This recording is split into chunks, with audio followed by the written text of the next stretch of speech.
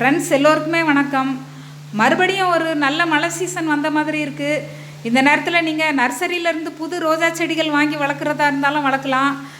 பதியம் போட்டு ரோஜா செடிகள் வளர்க்குறதா இருந்தாலும் இந்த கிளைமேட் அதுக்கு ரொம்ப ஏற்றதாக இருக்கும். விதை போட்டு செடிகள் வளர்க்குறதா இருந்தாலும் வளர்க்கலாம். 4 நாளைக்கு முன்னாடி நம்ம சேனலில் ரோஜா செடி நடுறது எப்படின்னு விளக்கமாக வீடியோ கொடுத்துருந்தேன். இப்போ நம்ம பார்க்குற இந்த ரோஜா செடி தான். இந்த ரோஜா செடி ஆன்லைனில் வாங்குறதுன்னு சொல்லியிருந்தேன். அந்த ரோஜா செடியை நர்சரி மண்ணெல்லாம் ரிமூவ் பண்ணிவிட்டு நடவு பண்ணுறேன்னு சொல்லியிருந்தேன். அந்த வீடியோவை பார்த்துட்டு நம்ம சப்ஸ்கிரைபர் சகோதரி நாகராணி அவர்கள் இந்த ரோஜா செடியை நர்சரி கவரில் இருக்கிற மண்ணை ரிமூவ் பண்ணிவிட்டு நீங்கள் நடவு பண்ண வீடியோ இருந்தால் வெளியிடுங்கன்னு கேட்டிருந்தாங்க. அவங்களுக்காக தான் இன்றைக்கி இந்த வீடியோவை நான் வெளியிடுறேன்.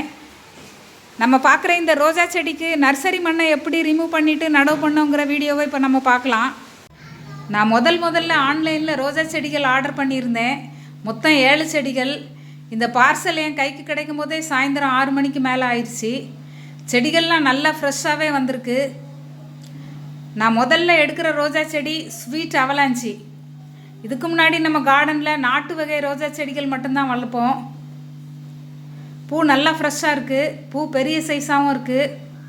வேறு ஒரு சேனலில் ரோஜா செடிகளை பார்த்துக்கிட்டு இருந்தேன். அப்போது இந்த ரோஜாவை பற்றி சொன்னாங்க. இதை வாங்கணும்னு உடனடியாக ஆசை வந்துருச்சு. அடுத்தது என்ன வெரைட்டின்னு தெரியல. இது பூத்தா தான் தெரியும். ஆனால் வெரைட்டிலாம் பார்த்து தான் ஆர்டர் பண்ணணும். இந்த செடியை பார்க்க கண்டுபிடிக்க தெரியல. ஒரு சில செடிகள் கண்டுபிடிக்க தெரியுது. இதுவும் எனக்கு தெரியல. அடுத்ததான் நான் எடுக்கிற செடி ஆந்திரா பன்னீர் ரோஸ். ஏற்கனவே நம்ம கார்டனில் வளர்த்ததுனால இந்த செடியை பார்க்க எனக்கு அடையாளம் கண்டுபிடிக்க முடியுது. அடுத்தது தான் நம்ம நடவு பண்ணியிருக்கிற ஒயிட் கிரிக்கிரி ரோஸ். இந்த செடி நல்ல புஷ்ஷியாக நல்ல ஹெல்த்தியாக இருக்குது பாருங்கள். அடுத்தது இன்னும் 2 ரோஸ் இருக்குது. இந்த 2 ரோஸும் எனக்கு அடையாளம் தெரியல. இனிமேல் நடவு பண்ணுறதை பற்றி பார்க்கலாம். பொதுவாக எல்லோருமே நர்சரி கவரில் இருக்கிற மண்ணோட தான் செடிகளை நடவு பண்ணுவாங்க. ஆனால் நான் எப்போவுமே அந்த நர்சரி கவருக்குள்ளே இருக்கிற மண்ணை ரிமூவ் பண்ணிட்டு தான் செடிகளை நடவு பண்ணுவேன். ஏன்னா அது ரொம்ப பிசு பிசுன்னு கெட்டித்தன்மையோடு இருக்கும். செடிக்கு வளர்ச்சி நல்லா இருக்காதுங்கிறதுக்காக. இப்போ பாருங்களேன் எவ்வளோ டைட்டாக இருக்குன்னு. சில நேரங்களில் இந்த மாதிரி உதிர்த்து விட்டோம்னா கொஞ்சம் ஈஸியாக உதிர்ந்துடும். இந்த நேரம் ரொம்ப டைட்டாக இருக்குது. தண்ணியில் முக்கிட்டு இது பண்ணி பார்க்கலாம்.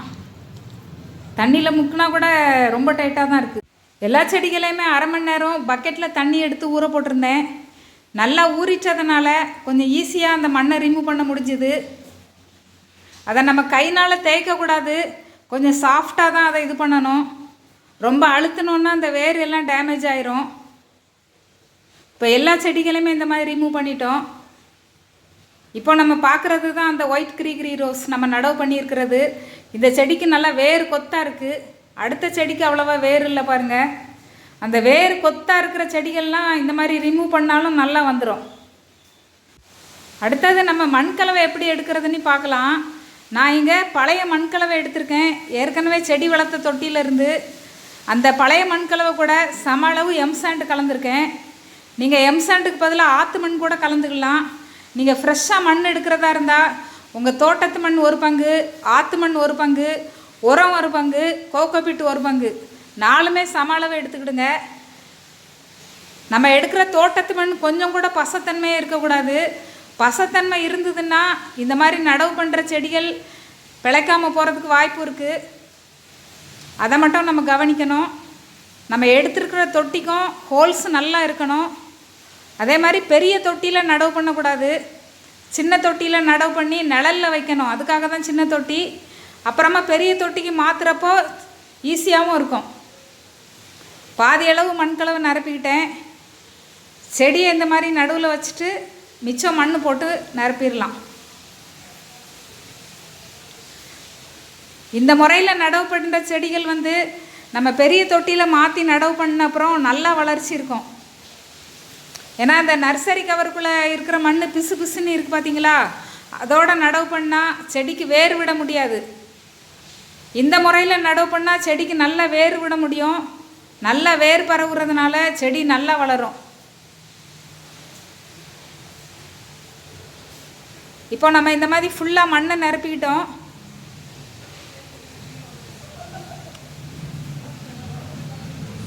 எல்லா செடிகளையுமே இதே மாதிரி தனித்தனி தொட்டிகளில் நடவு பண்ணிடலாம். இதை ஒரு 10 நாளைக்கு நிழலில் தான் வைக்கணும். துளிர் வந்தப்புறம் தான் கொஞ்சம் காலையில் வெயில் படுற மாதிரி இடத்துக்கு மாற்றணும். எல்லா செடிகளையுமே நடவு பண்ணிடலாம். எல்லா செடிகளையுமே இதே முறையில் நடவு பண்ணியிருக்கோம். நிழலில் வச்சு தண்ணி ஊற்றிக்கிட்டே வரணும். நம்ம நடவு பண்ண ரோஜா செடிகளை 15 நாள் கழித்து பார்க்குறோம். துளிர்கள்லாம் நல்லாவே வந்திருக்கு. இப்போ நம்ம பார்க்குற ரோஜா செடிக்கு செடி ஃபுல்லாக துளிர் வந்திருக்கு. ஆனால் இந்த துளிர் கொஞ்சம் மெதுவாக தான் வந்தது. ஒரு சில செடிக்கு துளிர் வந்து வேகமாக வந்தது. நம்ம பார்க்குறது ஆந்திரா பன்னீர் ரோஸ். பக்கத்தில் பார்க்குற செடிக்கு துளிர் வந்து ஸ்பீடாக வந்தது. இது வந்து ஸ்வீட் அவலாஞ்சி. இங்கே பாருங்கள், இந்த செடிக்கும் துளிர் நல்லா வந்திருக்கு. ஆனால் ஒரே ஒரு செடிக்கு மட்டும்தான் துளிர் வராமல் கொஞ்சம் காஞ்ச மாதிரி இருக்குது. இன்னொரு செடியை நம்ம நடவு பண்ணிட்டோம்.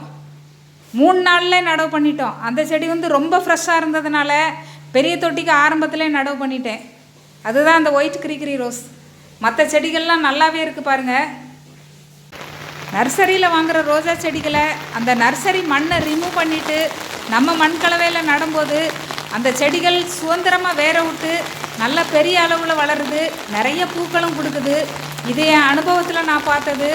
நீங்களும் ஒரு நல்ல அனுபவம் கிடைச்ச பிறகு இந்த மாதிரி முறைகளை ட்ரை பண்ணுங்கள். இந்த வீடியோ உங்களுக்கு ரொம்ப பிடிச்சிருக்கோன்னு நினைக்கிறேன். பயனளிக்கும் விதத்தில் அமைஞ்சிருக்கோன்னு நான் நம்புகிறேன். நீங்களும் அப்படி நினச்சிங்கன்னா என் சேனலை சப்ஸ்கிரைப் பண்ணுங்கள். உங்கள் நண்பர்களுக்கெல்லாம் ஷேர் பண்ணுங்கள். மறக்காமல் உங்கள் கருத்துக்களையும் கமெண்ட் செக்ஷனில் பதிவு பண்ணுங்கள். நன்றி, வணக்கம்.